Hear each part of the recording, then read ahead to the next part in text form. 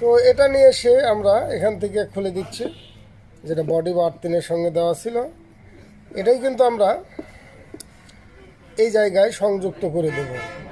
তো আমরা নিচ দিয়ে নেব, এই নিচ দিয়ে নিয়ে এখানে সংযুক্ত করে দেব।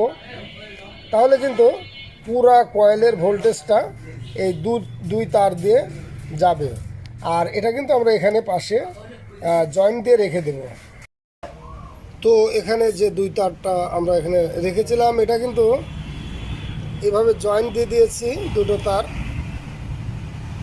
এখানে জয়েন্ট দিয়ে রাখছি। এছাড়া যে তারটি এখানে দেওয়া ছিল ওটা, আর এখানে যে আর্থিন বা বডির সঙ্গে যে কয়েলের তারটা ছিল, সেটা কিন্তু আমরা